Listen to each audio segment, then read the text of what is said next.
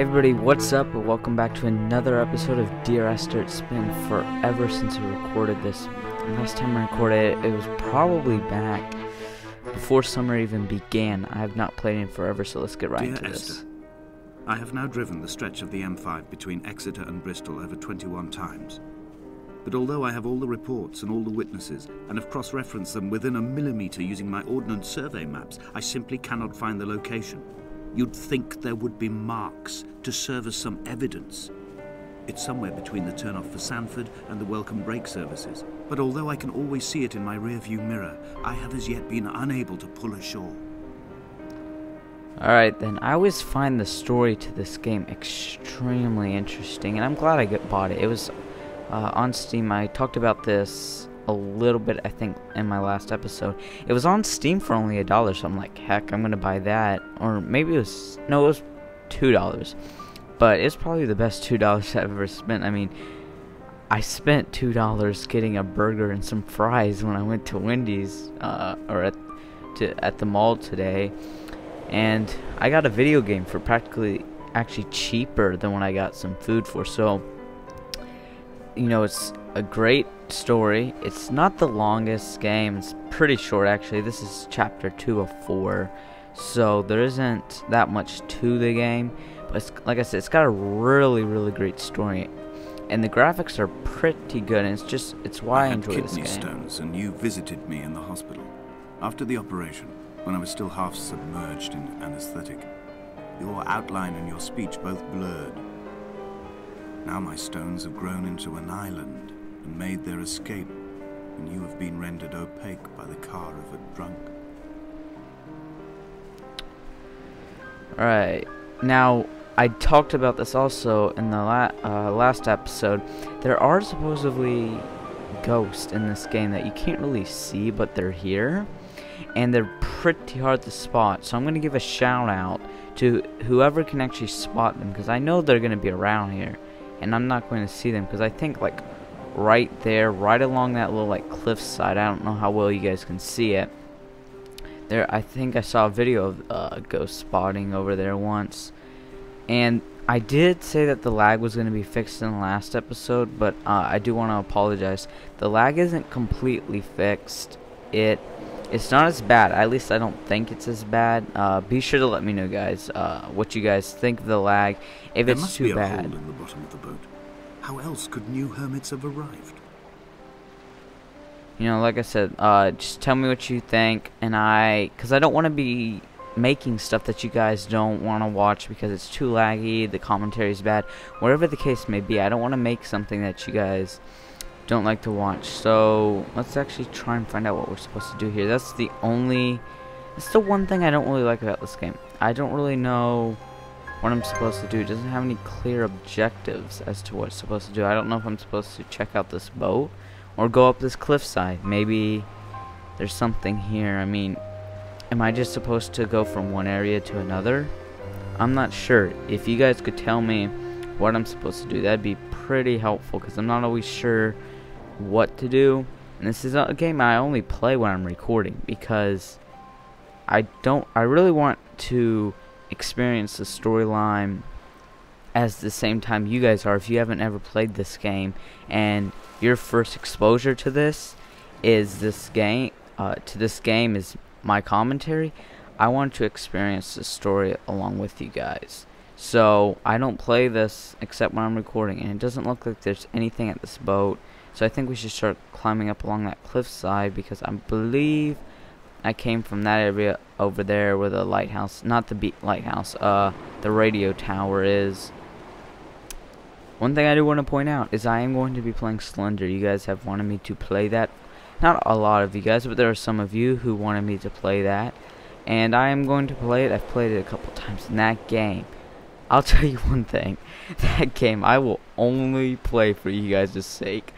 Only for you guys. There's no way. Even when I'm talking to friends over Skype or Mumble or whatever I'm using, I do not play that game. It is too scary. I've begun to wonder if Donnelly's voyage here was as prosaic as it was presented. How disappointed not to have found the bones of the holy man. No wonder he hated the inhabitants so.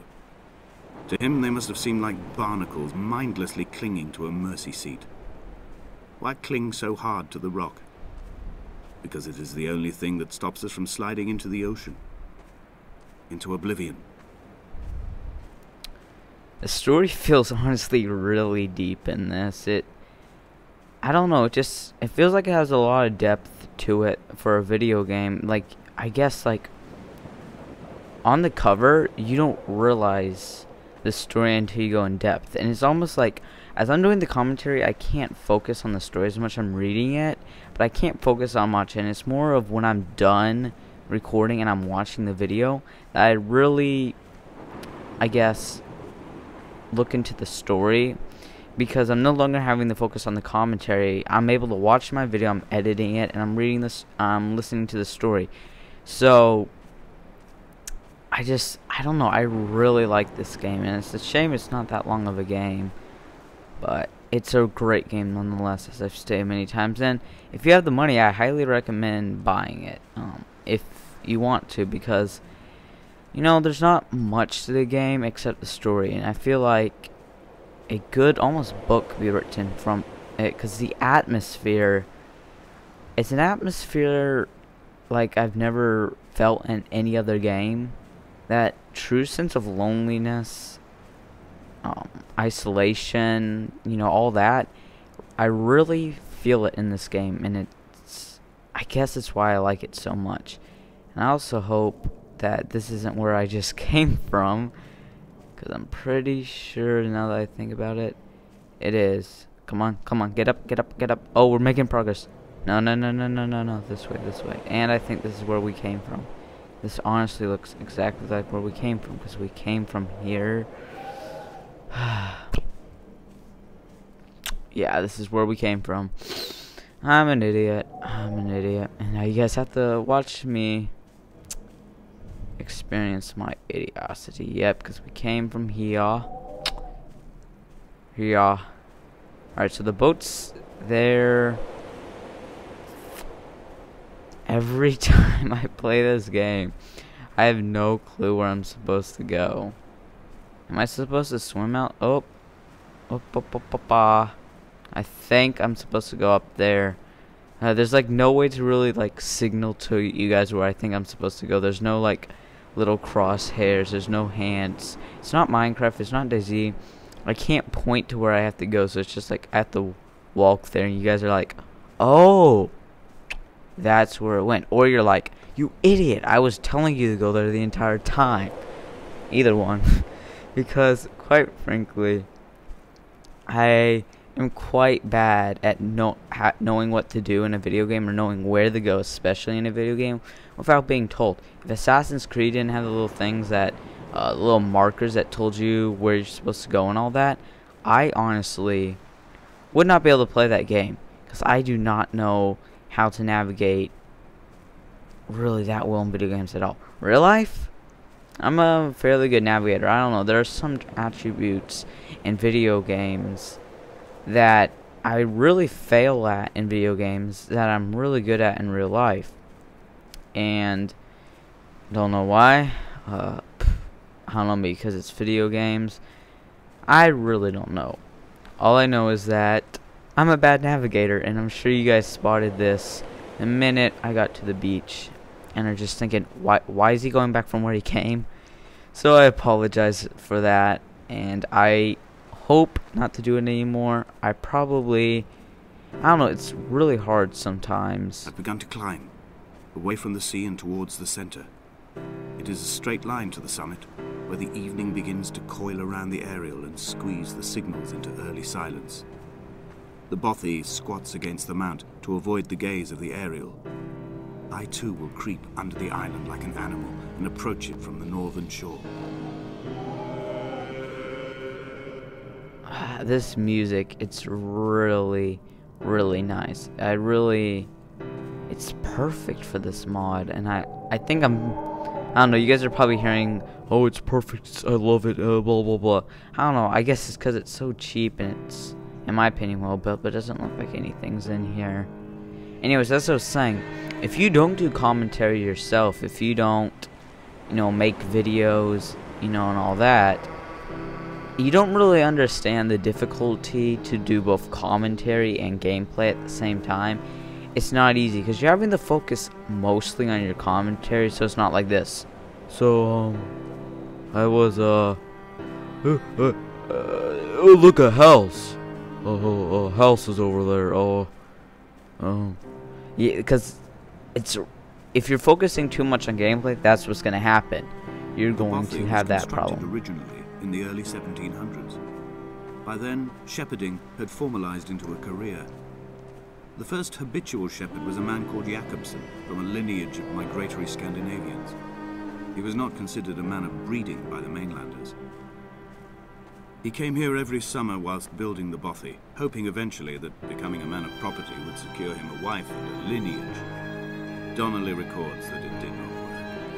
He caught some disease from his malcontented goats and died 2 years after completing it. There was no one to carve white lines into the cliff for him either. But yes, like I was saying, you know, when the oil lamps ran out, I didn't pick up a torch, but used the moonlight to read by. When I've pulled the last shreds of sense from it, I will throw Donnelly's book from the cliffs, and perhaps myself with it. Maybe it will wash back up through the caves and erupt from the spring when the rain comes, making its return to the hermit's cave. Perhaps it will be back on the table when I wake. I think I may have thrown it into the sea several times before. Can't tell what that is a picture of. Looks like a fish. A really big, fat fish. I mean, look at it. It's got like a mouth. It's like a mouth and it's got little eyes there. Almost, I don't know. Looks like a really retarded fish. Let's see what's here. Well, look, a buck. This is really interesting. Man, I could just imagine finding this in reality. I mean, just stuff this old. I mean, my family owns a couple 100-plus-year-old books, and those things are delicate to the touch. You practically open it, and the pages will fall out, and the binding will rip. So it's pretty much just there for display. I mean, 100-year-old book. I don't know if that's valuable or not, but that's old. A lot older than me and you are. At least I think. Maybe you're 120 and watching my video. In which case it might not be a good idea, because I generally play horror games and scream. And that might cause a heart attack. So, don't tell your grandmother or grandfather about this game if you care about them. And if you don't care about them, still don't tell them about this game, because I don't want to have death on my conscience. Alright, last time we saw a painting, we saw it again, so we'll keep that in mind. Now I need to know where to go. Do we go this way? I think we go down there, but it looks like we go down there. It looks like this is a path.